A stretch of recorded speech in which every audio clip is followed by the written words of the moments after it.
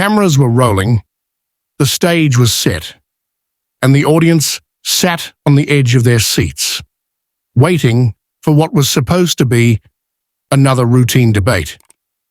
Clint Eastwood, the legendary actor and director, known for his no-nonsense attitude and strong convictions, sat across from one of the most aggressive TV hosts in the industry, Martin Caldwell. Caldwell had built his career on ambushing high-profile guests, baiting them into heated arguments and twisting their words for maximum controversy. But tonight, he had made the mistake of thinking Eastwood would be just another guest he could steamroll. From the moment the interview began, something felt different. Caldwell was grinning too much, speaking a little too fast, as if he were trying to force control of the conversation before Eastwood could even get a word in. The opening question wasn't a question at all. It was an attack disguised as journalism. "Clint, let's be honest," Caldwell said, leaning forward, his voice dripping with condescension.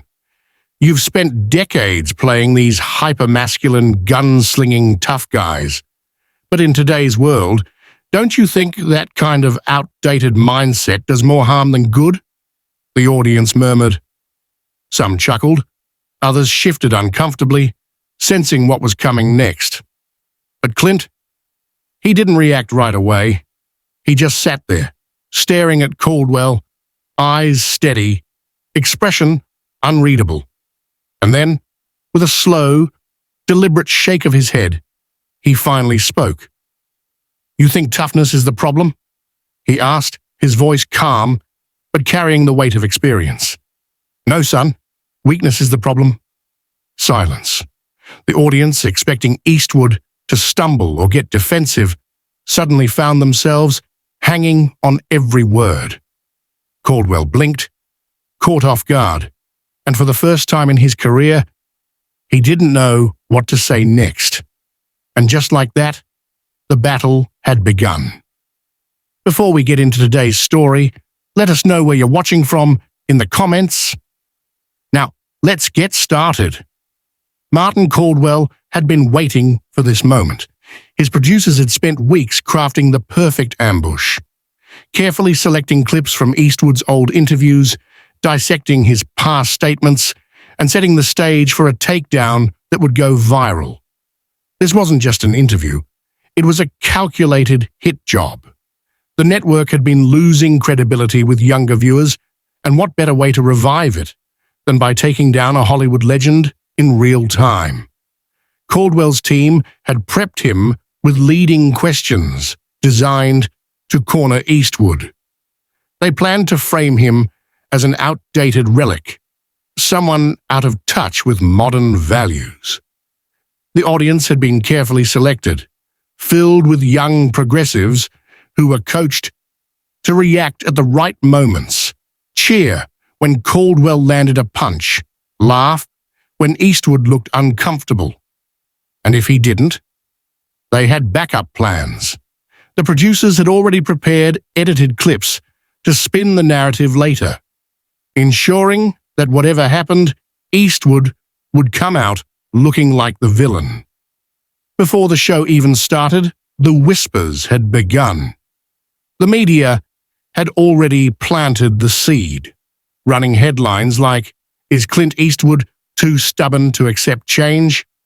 and "Hollywood icon faces the hard questions about his outdated views."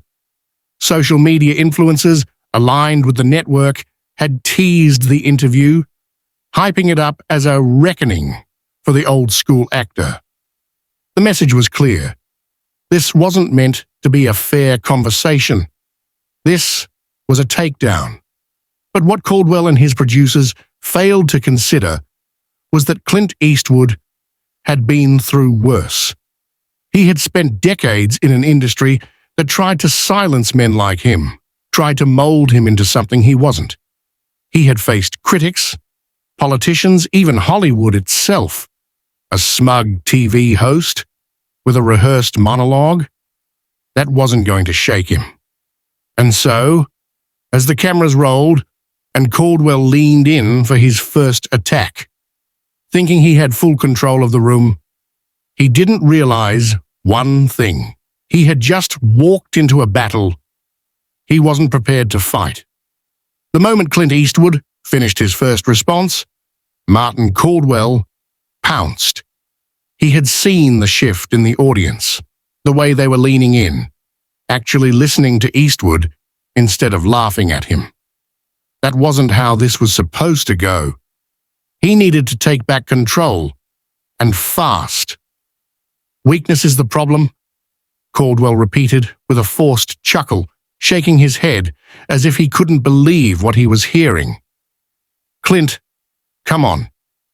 That's the kind of tough guy rhetoric that belongs in an old Western, not in real life. We're living in a modern society. People don't solve problems by glaring across a saloon and drawing pistols anymore." The audience laughed, not because Eastwood had said something funny, but because they had been primed to react that way. The producers flashed cue cards, instructing them to chuckle, to make Eastwood look outdated, like a relic of a time long gone. Eastwood didn't flinch. He just stared at Caldwell, his expression unreadable. But before he could answer, Caldwell cut him off.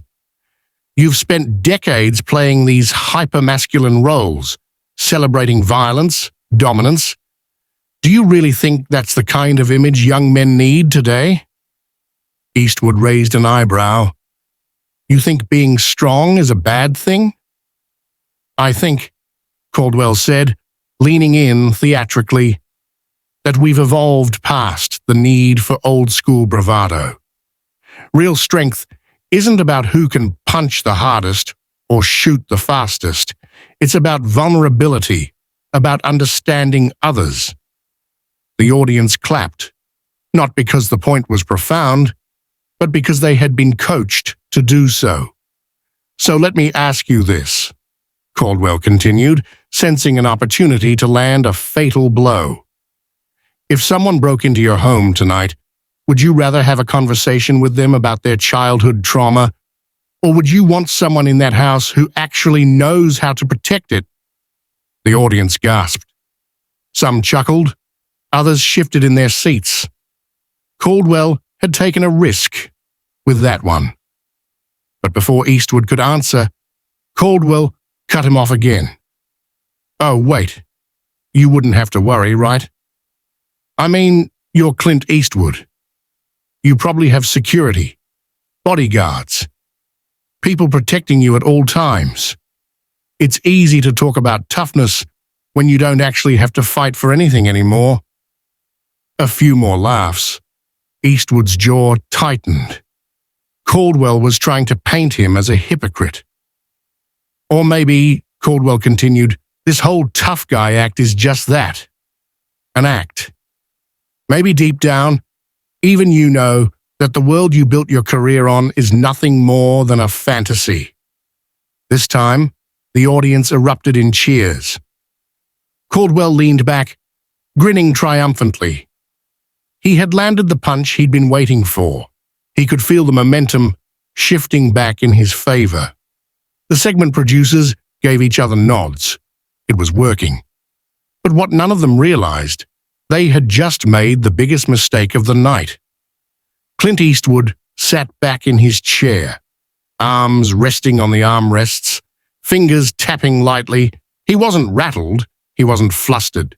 He was waiting, letting the room settle, letting Martin Caldwell bathe in his own arrogance for just a few seconds longer.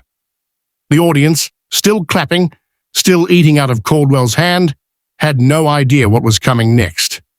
And then Eastwood spoke. "You know what's funny, Martin?" he said, voice calm, measured. "For a guy who talks so much about understanding others, you sure don't listen very well." The audience chuckled, but this time not at Eastwood. Caldwell's smirk twitched just for a second. That wasn't the response he expected. "You keep talking about evolution Eastwood continued. How the world has changed. How strength isn't needed anymore. But let me ask you something. Who built the world you're living in right now? Who fought for it? Who protected it? Caldwell opened his mouth to interrupt, but Eastwood lifted a hand, stopping him.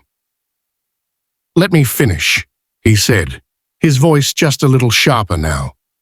The audience murmured. That was new. The producers in the control room glanced at each other. Eastwood was shifting the energy in the room. You sit here, in your nice studio, in a city that was built by men who didn't have the luxury of debating toughness from behind a microphone. You enjoy security that was provided by people willing to be strong, willing to fight, willing to sacrifice. And now, because you live in comfort, you think their kind of strength isn't needed anymore. The audience wasn't laughing anymore. Caldwell leaned forward, gripping the desk. I'm saying we should move forward, Clint. Progress. Don't you believe in that? Eastwood nodded slowly. Progress is a good thing. But tearing down everything that made you safe in the first place, that's not progress, Martin. That's arrogance. A soft murmur rippled through the crowd. Even some of Caldwell's own supporters were nodding along. Caldwell let out a forced chuckle, trying to regain control. Look, Clint, I get it. You come from a different time. But let's be honest. Hollywood has changed. The audience has changed. Do you really think the characters you used to play still have a place in today's world? That was it. The question he had been leading up to all night. The trap. But Eastwood didn't take the bait. Instead, he smiled. You ever seen a building being torn down, Martin? Caldwell blinked. Excuse me? A demolition? Eastwood said. Takes a few seconds, some explosives, a button press, and boom, it's gone. He clasped his hands together. But you ever seen a building being built? That takes years. Brick by brick, steel beam by steel beam. Men working day and night, laying the foundation, making sure it can hold up under pressure. The room was dead silent. Now the people with the detonators, they don't care about that. They don't think about the work, the sweat, the people who risk their lives to build something real. They just want to see it fall. Because tearing something down is easy, Martin. But building something that lasts? Eastwood leaned forward, locking eyes with the host. That takes real strength. For the first time all night, Caldwell had nothing.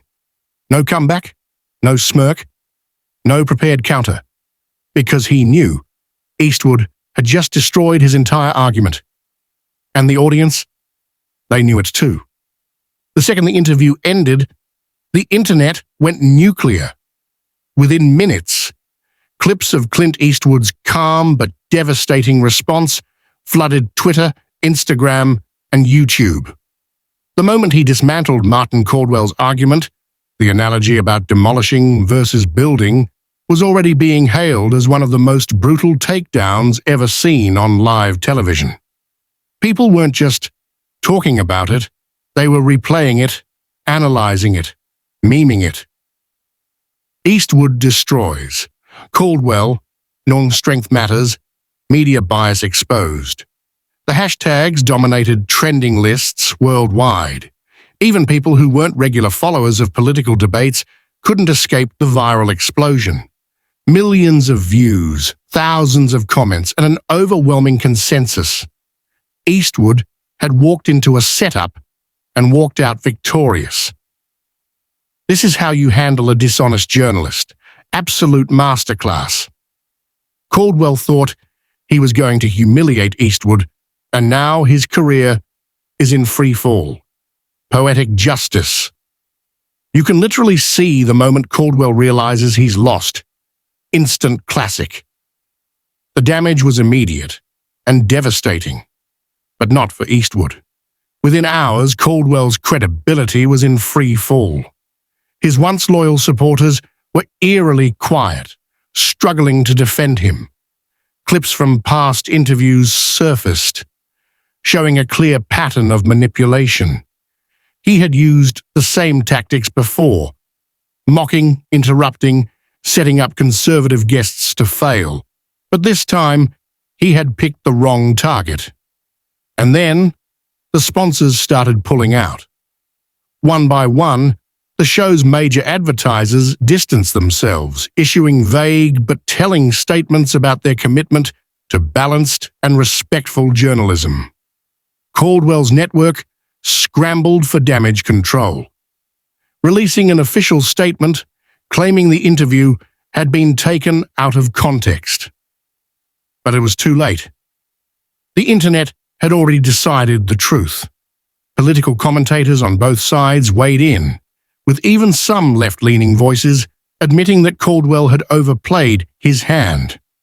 A well-known journalist tweeted, "I don't agree with Clint Eastwood on much, but watching him absolutely dismantle a condescending TV host without breaking a sweat, that was legendary."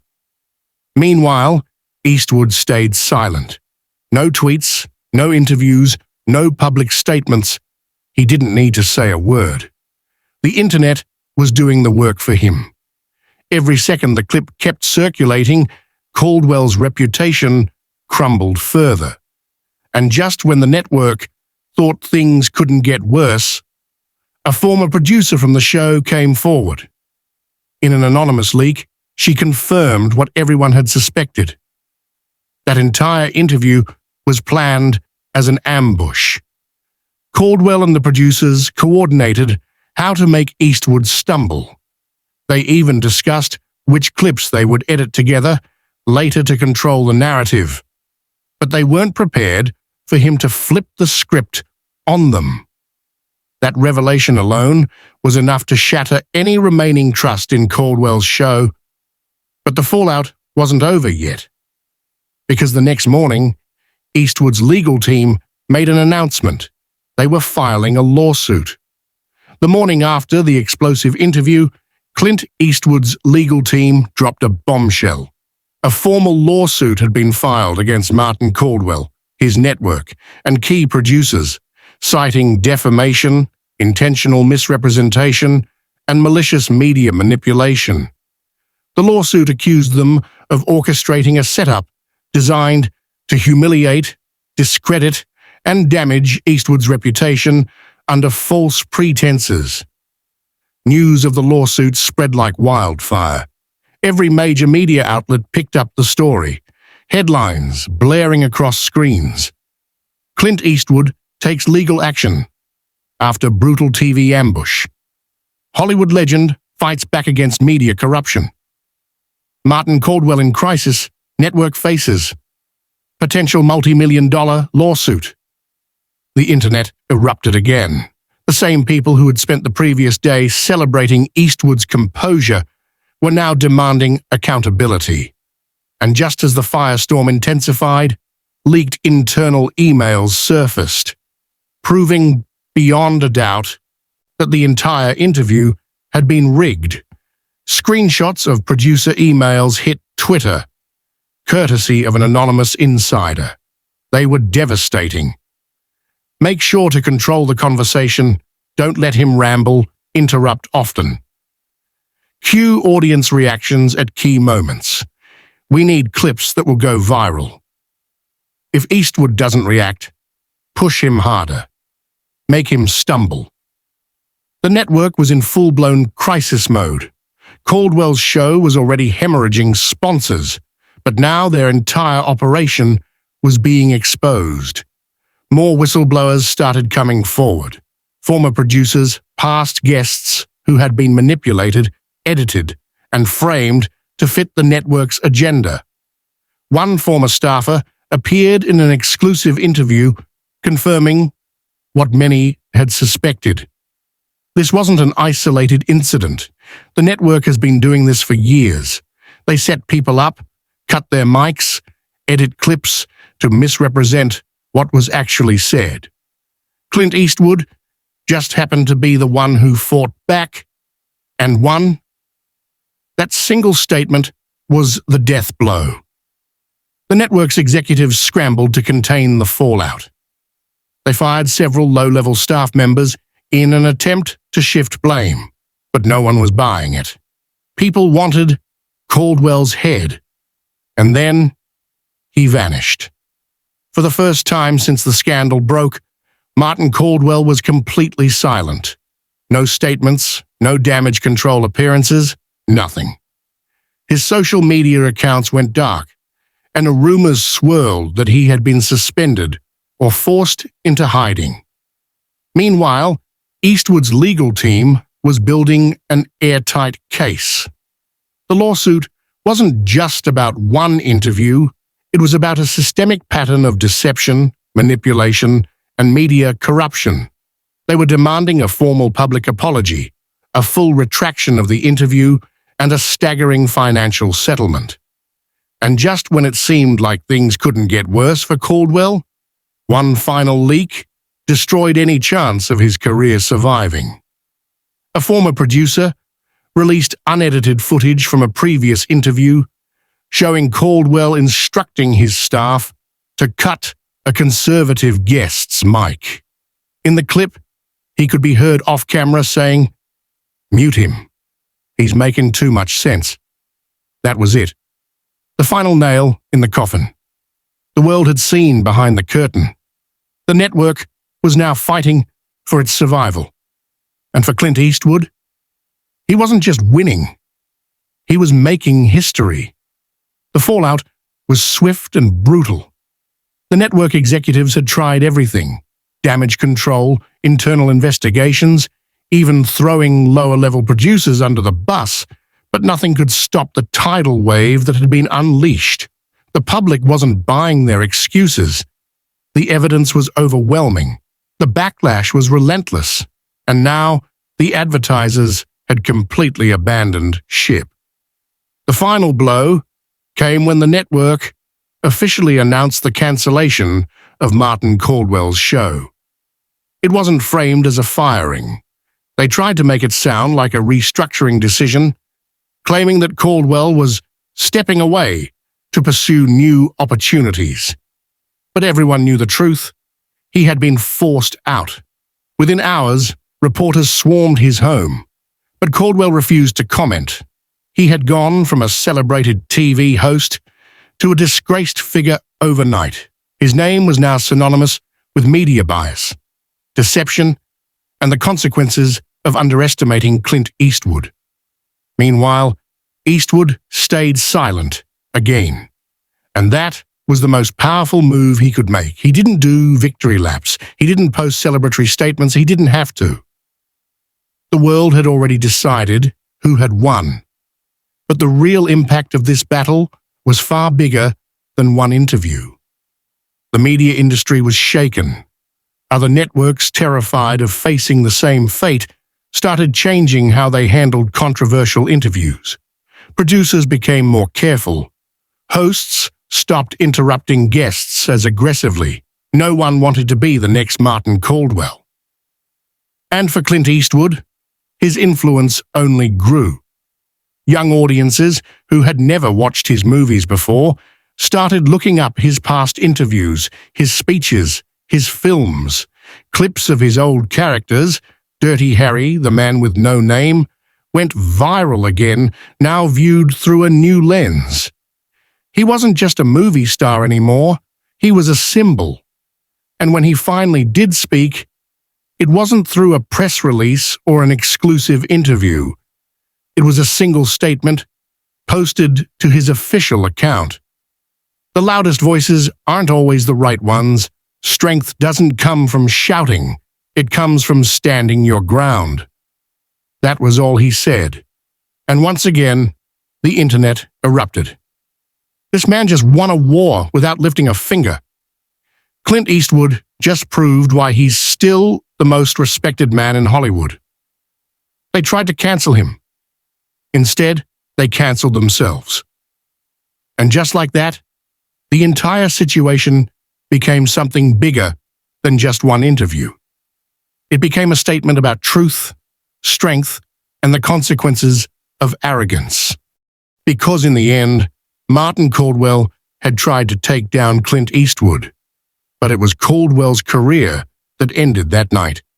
And if this story proves anything, it's this: some battles don't need fists, just the truth. If you care about the truth, share this video.